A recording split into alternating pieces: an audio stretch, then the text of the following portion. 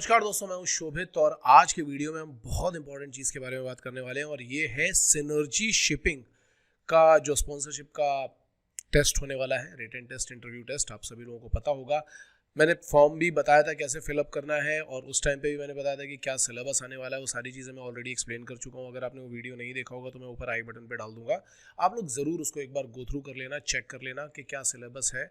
वहाँ पे sample paper भी दिए रहते हैं, अगर आप उनकी वेबसाइट पे जाओगे तो सैम्पल पेपर भी आपको मिल जाएंगे। आज हम बात करेंगे, क्योंकि आपको पता है कि इसकी डेट कब है, 14 to 18 मई के बीच में आपको ये एग्ज़ाम देना है। डेट आ सकती है आपकी, तो आपको अच्छी तरीके से प्रिपेयर करके देना होगा। एक और चीज़ है, सेंटर बेस्ड टेस्ट होता है, ऑनलाइन होता है लेकिन सेंटर बेस्ड टेस्ट होता है। सेंटर पे बुलाया जाएगा, वहाँ पे टेस्ट लिया जाएगा। अभी तक के जितने भी स्पॉन्सरशिप टेस्ट हैं उन सब में सबसे ज़्यादा डिफिकल्ट रिटन टेस्ट इसी का ही होता है, क्योंकि पूरे के पूरे 200 क्वेश्चन आते हैं, पूरे 200 क्वेश्चन, ठीक है, और 3 घंटे का टाइम, बिल्कुल IMU-CT जैसा ही होता है। तो ये आप एक तरीके से ये मान के चलो कि IMU-CT का मॉक टेस्ट देने जा रहे हो, लेकिन इसका पैटर्न थोड़ा अलग होता है। IMU-CT का पैटर्न अलग है, इसका पैटर्न थोड़ा सा अलग होता है, ठीक है, जो अभी हम डिस्कस करेंगे भी।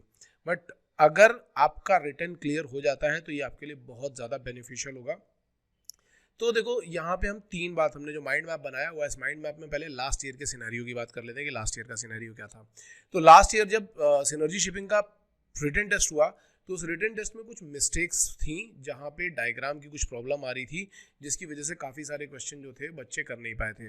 और जब बच्चों ने ये कंप्लेंट करी तो सिनर्जी ने IMU-CT के बाद में, तुरंत बाद में अपना दोबारा से एग्ज़ाम कंडक्ट कराया। ये बहुत ही अच्छी बात है, बहुत रिस्पेक्ट बनी इसकी वजह से सिनर्जी के लिए, क्योंकि उन्होंने बच्चों की बात को ध्यान से सुना। जनरली कंपनीज क्या करती हैं, रिटन टेस्ट ले लेती हैं, गलतियां होती हैं, होने दो, कोई फ़र्क नहीं पड़ता, सुनते ही नहीं है बात को, मतलब अच्छे अच्छे कॉलेज नहीं सुनते हैं। लेकिन सिनर्जी ने इस जगह पर बहुत ही अच्छी अपनी रेपो बनाई है। उन्होंने बच्चों की बात को सुना, तुरंत की तुरंत दोबारा से रिटन कंडक्ट करवाया बच्चों का, सभी को सेंटर पे वापस बुलाया गया, दूसरा टेस्ट देने का मौका मिला और सबके परफॉर्मेंस के बेसिस, मतलब यहाँ पे परफॉर्मेंस को बहुत वैल्यू दी जाती है। अब बात ये है कि लास्ट ईयर क्या हुआ था, जब दूसरा भी टेस्ट हुआ था तब भी यही कंडीशन थी कि आपसे 200 क्वेश्चन पूछे गए थे, 3 घंटे का टाइम था, टेस्ट पेपर अच्छे लेवल का था, ठीक है। और इसके बाद अगर आपने रिटन क्लियर कर लिया और आपकी IMU-CT में रैंक अच्छी है तो इंटरव्यू को बहुत ज़्यादा प्रायोरिटी नहीं दी गई थी। उन्होंने अपना रिटन में ही सारा कुछ निचोड़ करके रख लिया था कि भैया यहाँ से किसको किसको लेना है। तो रिटन काफ़ी अच्छा होता है, इंटरव्यू को लास्ट ईयर इन्होंने इतनी प्रायोरिटी नहीं दी थी। लेकिन ऐसा ये ज़रूरी नहीं कि इस बार भी ऐसा ही होगा, इट मे बी पॉसिबल कि इस बार इंटरव्यू को ज़्यादा प्रायोरिटी दी जाए। लास्ट ईयर तो जिन्होंने रिटन क्लियर किए थे उनको बोला था कि आप जल्दी से आइए। एक इंटरव्यू था, फॉर्मेलिटी के लिए था, जिसमें आपके बारे में थोड़ा बहुत जानना चाहते थे वो, और उसके बाद उन्होंने आपको एडमिशन दे दिया था, ठीक है। अब इस बार की बात करते हैं। इस बार भी रिटन में देखो क्या क्या हो सकता है। रिटन में 100 क्वेश्चन है जो कि PCM से होंगे और 100 क्वेश्चन है जो कि इंग्लिश एंड जनरल एप्टीट्यूड से होंगे। वैसे अगर देखा जाए तो इसमें मुझे एक चीज़ और ऐड कर देनी चाहिए, क्योंकि बहुत सारे लोग पूछते हैं कि सर इसका कट ऑफ कितना जाता है। तो देखो भाई, कट ऑफ जो है, मैंने पहले भी बताया हुआ है कि कट ऑफ कोई फिक्स नहीं होता है। ये डिपेंड करता है कि उस साल किस तरीके के बच्चे एग्ज़ाम दे रहे हैं और कितने बच्चे एग्ज़ाम दे रहे हैं। क्योंकि सपोज करो कि अगर इनको 80 स्टूडेंट सेलेक्ट करने हैं तो ये ज़्यादा से ज़्यादा रिटन में 100 सेलेक्ट करेंगे या 120 सेलेक्ट करेंगे, बाकी 40 को ये आगे के लिए बोल देंगे, ठीक है। और इनको भी पता है कि अगर हम 120 सेलेक्ट करेंगे तो कुछ एंग्लो में जाएंगे, कुछ ग्रेड में जाएंगे, कुछ फ्लीट में जाएंगे, हमारे पास सारे आने वाले नहीं है। तो भैया इनको एक्चुअल में 120 सेलेक्ट करने हैं। अब 120 जितने में हो जाएंगे वही कट ऑफ जाएगा, ठीक है। लास्ट ईयर भी इन्होंने रैंक दी थी बच्चों को, तो देखो लास्ट ईयर की रैंक अगर हम देखेंगे एक एवरेज मान के चले तो हमारे यहाँ जिस बच्चे ने 76 मार्क्स स्कोर किए थे 200 में से, उसको कुछ 170 के आसपास रैंक मिला था। तो आप यहाँ से थोड़ा सा अंदाज़ा लगा सकते हो कि आप कितने करोगे, 120, 130, 140, जितने ज़्यादा कर सकते हो उतने करके आओ, ठीक है, ताकि आपको एक अच्छी रैंक मिले, डिसेंट रैंक मिले। तो कट ऑफ के बारे में मैंने आपको क्लियर कर दिया। हर बार सेम नहीं होता, अलग अलग होता है, डिपेंड करता है कि किस तरीके के स्टूडेंट वो एग्जाम लिख रहे हैं, उसके ऊपर डिपेंड करता है। अब बात ये कि क्वेश्चन कैसे आते हैं, तो 100 क्वेश्चन होते हैं PCM से, फिजिक्स केमिस्ट्री मैथ से 100 क्वेश्चन होते हैं, और रिमेनिंग 100 क्वेश्चन होते हैं, यानी 100 क्वेश्चन होते हैं इंग्लिश एंड जनरल एप्टीट्यूड से।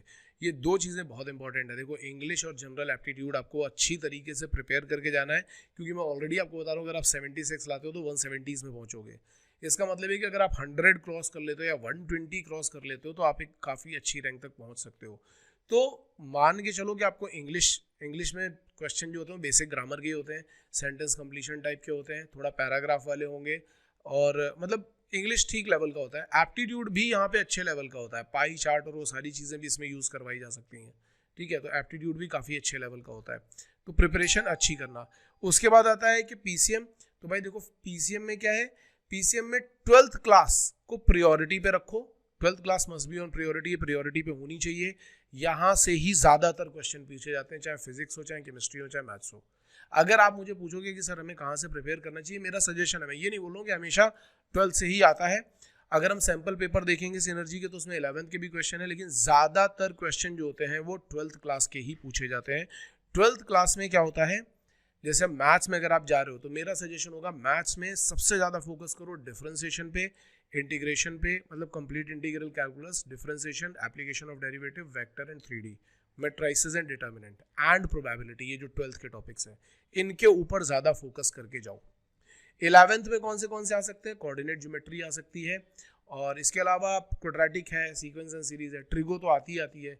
तो इतनी चीज़ें, मतलब अगर आप मुझसे पूछोगे तो मोटा मोटा मैं इतने टॉपिक्स के बारे में बोलूँगा कि आपको ये प्रिपेयर करके जाने चाहिए।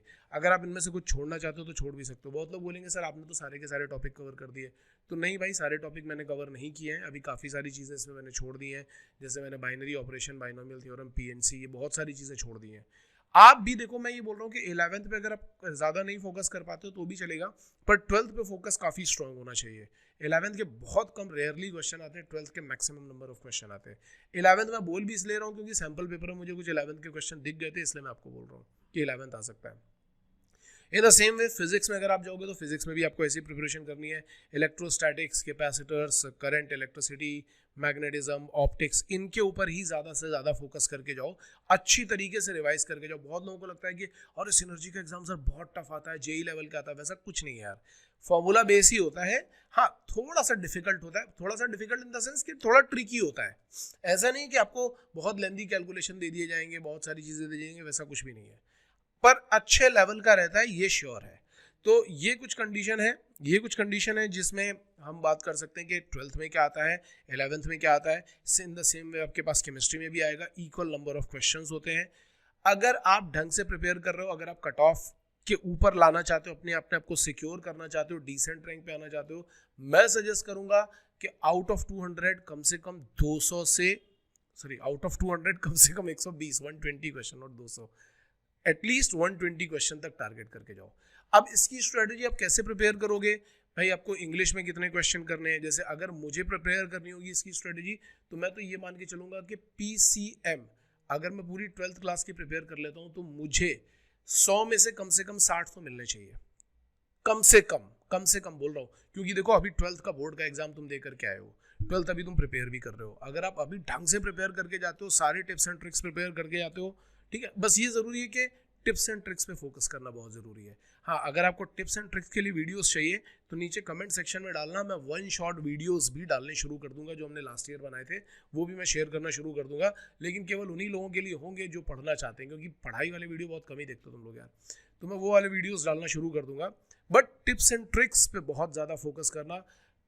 स्ट्रेटजी में ये है कि पीसीएम में अगर आपका 60 आ गया, इंग्लिश में 50 में से आप 25 भी लेकर के आते हो, जनरल एप्टीट्यूड में भी अगर आप ऐसा हो कि 50 में से 25-30 लेकर के आते हो, तो देखो होगा क्या कि आप आराम से 110 या 120 तक पहुंच जाओगे।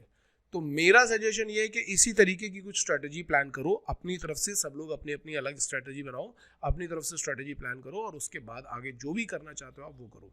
ओके, तो और अगर कुछ आपको चाहिए, इसके अलावा और कुछ चाहिए, आप कमेंट सेक्शन में आओ और कमेंट सेक्शन में बताओ। 1 शॉट वीडियोस हम बना करके देने ही वाले हैं, तो कमेंट सेक्शन में वो भी आप डाल सकते हो कि आपको चाहिए कि नहीं चाहिए, और अगर आपके कुछ जेन्युइन डाउट्स हैं तो वो भी कमेंट सेक्शन में डालो। तब तक के लिए ऑल द बेस्ट गाइस। हाँ, हम लोगों ने अनअकैडमी के साथ अपना नया बैच शुरू किया है, जिसको भी ज्वाइन करना हो मैं लिंक डिस्क्रिप्शन बॉक्स में डाल दूंगा, आप जाकर के एक बार देख सकते हो। Okay, all the best.